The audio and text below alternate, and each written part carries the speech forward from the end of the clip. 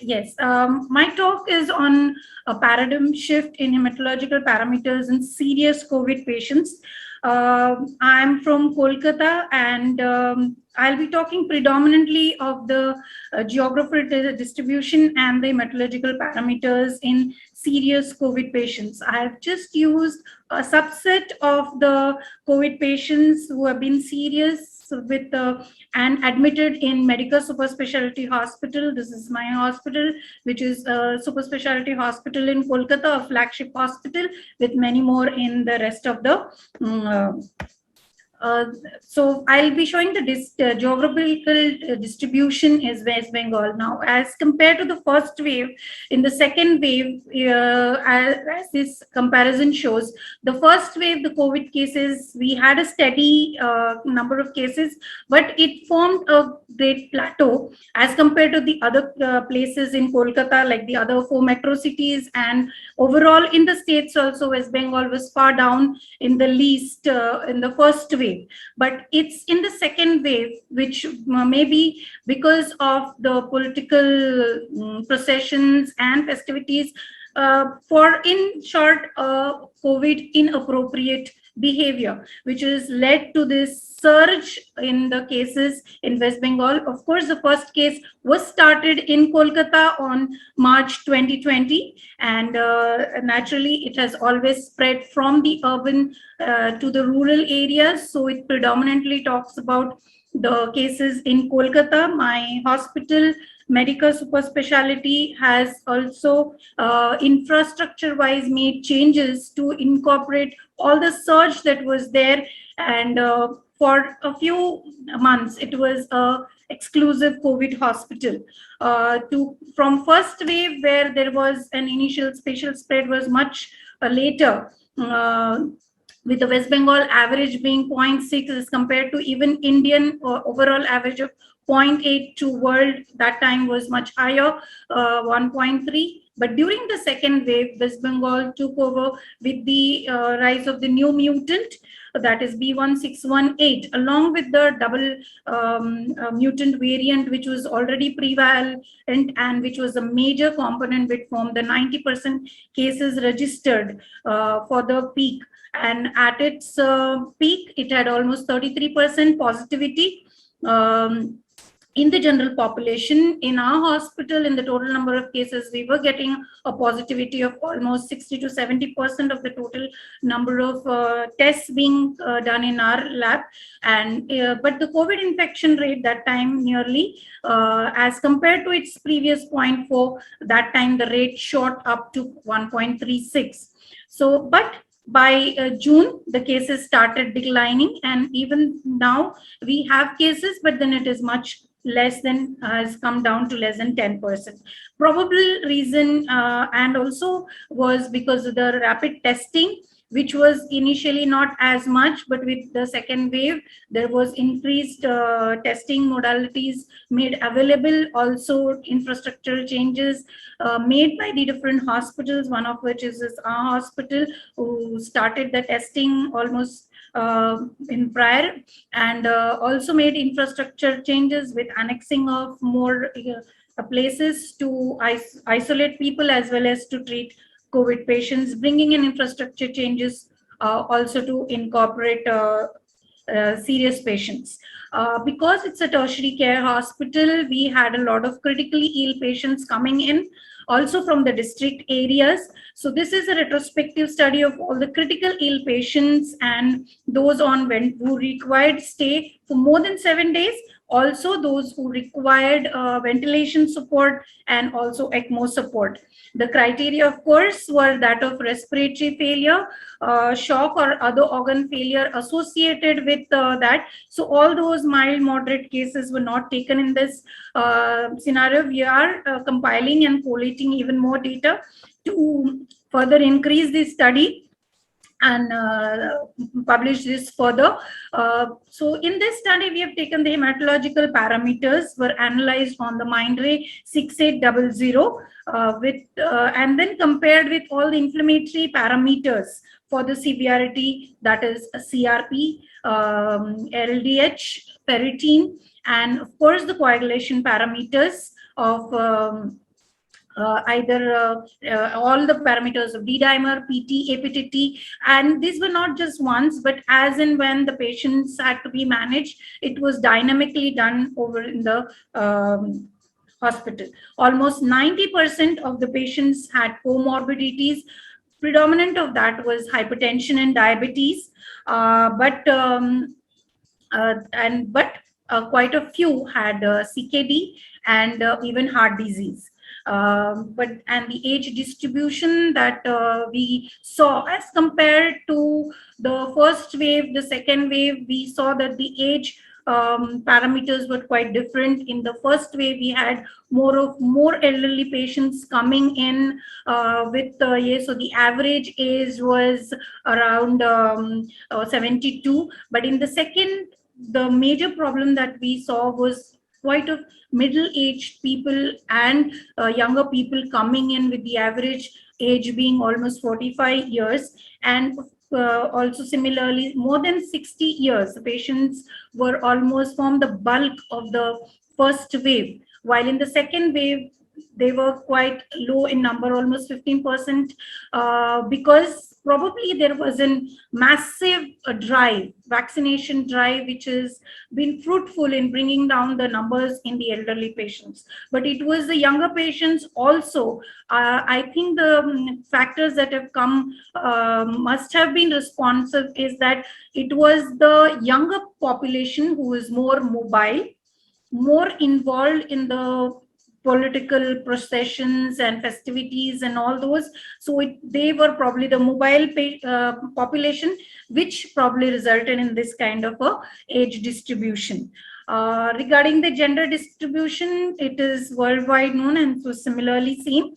That is, males were the predominant population, of course, but in the second wave, definitely there were more females being involved compared to the first wave, that we saw that even though males still had to take the brunt of the major the WBC counts that we have. This has been taken from the start of the admission, because we know that daily counts of the WBCs have been done for the patients when they have come.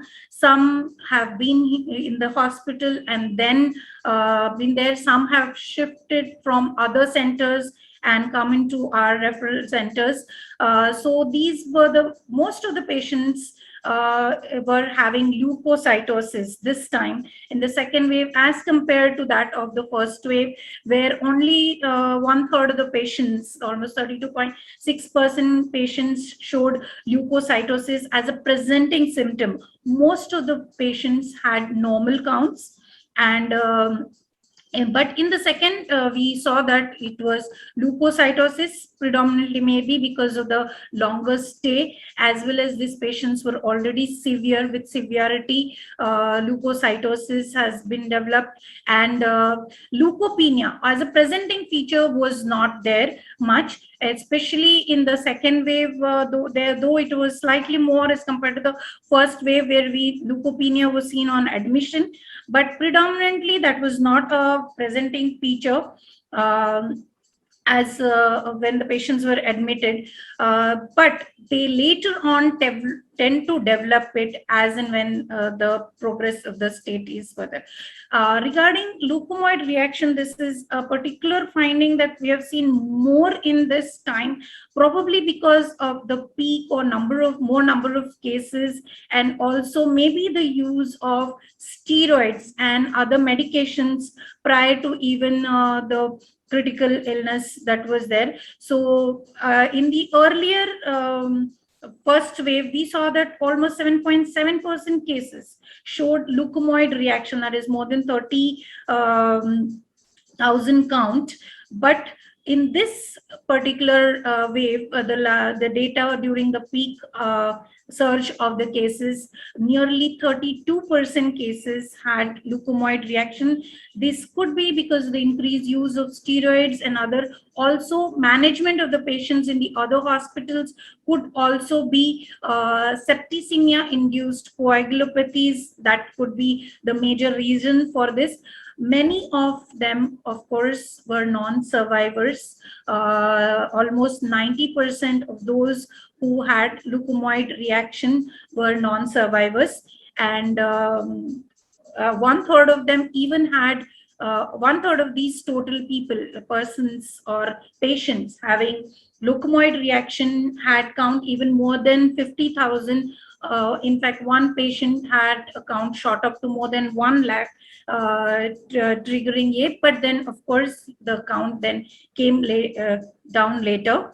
Regarding eosinopenia, almost 100% of them had eosinopenia on admission, which was recorded seen from the records earlier or after the patient has been shifted over here, with the average with the on admission eosinophil less than 0.02 in most of the time, and continuing for nearly 50% of the total stay of the hospitals.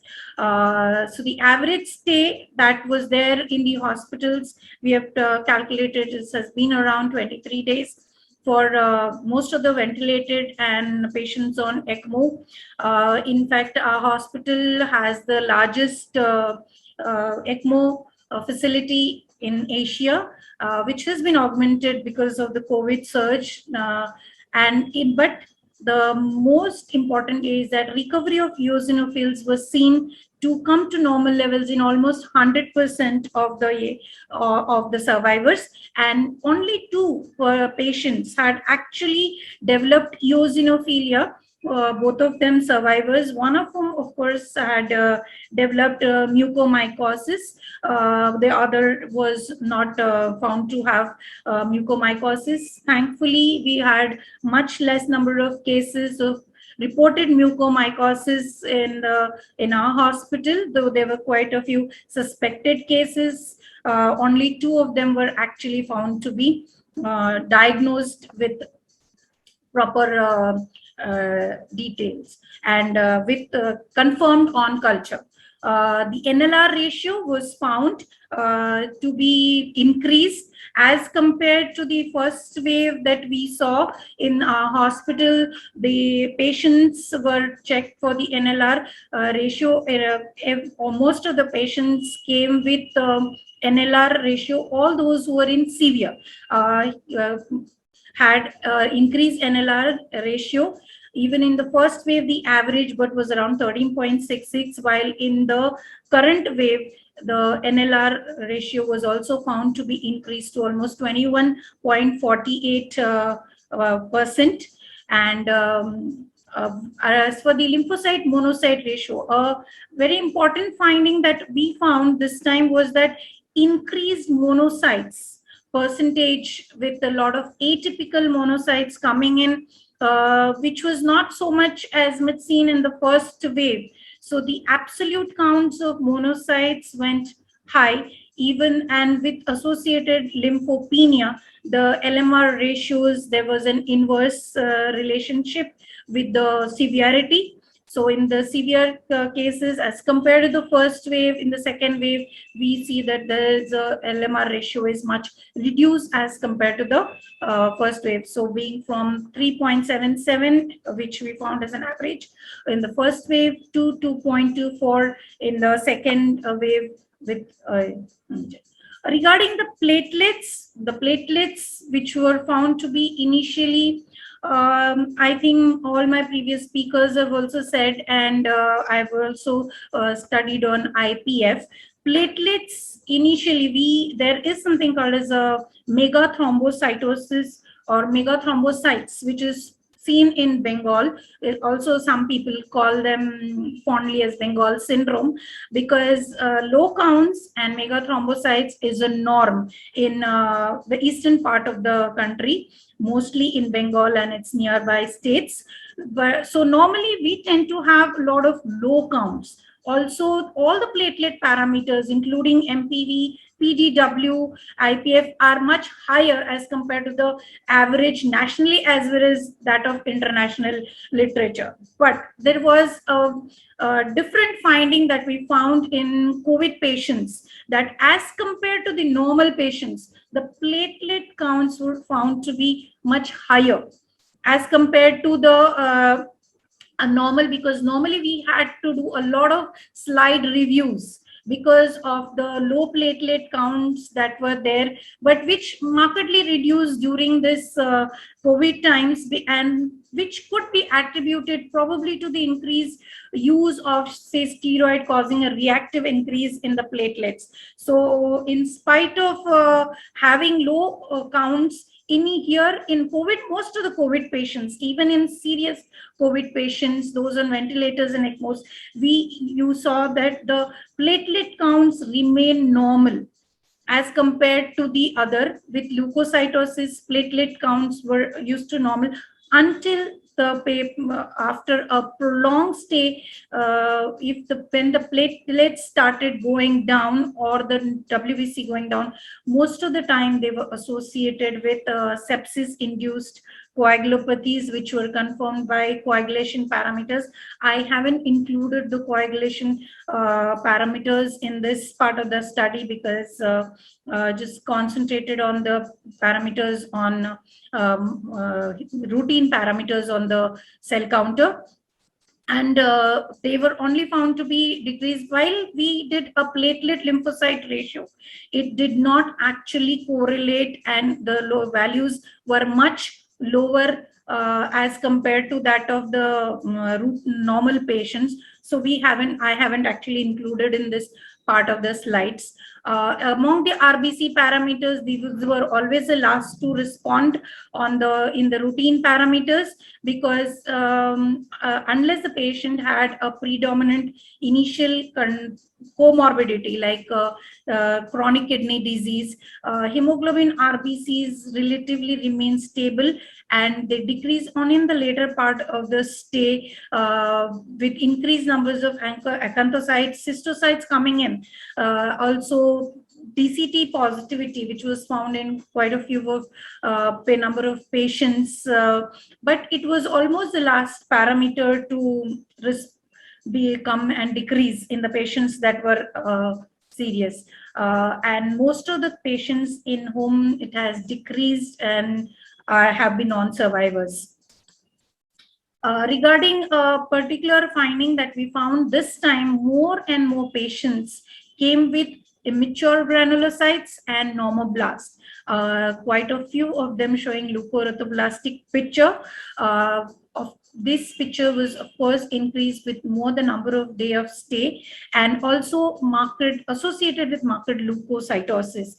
Quite a few of them showing leukomoid reaction, and deranged coagulation parameters were always associated with this picture, with increased D-dimer levels, prothrombin and APTT showing mild to moderate variation. And most of the time they were found to be associated with sepsis. The bacterial cultures were also done by BACTIC, and positivity rates are there. The sepsis induced coagulopathy was probably the most important cause of this leukoerythroplastic picture. So that's to summarize my talk. It was a brief some references that have been taken to, and that's all that I have to share with for today. Thank you.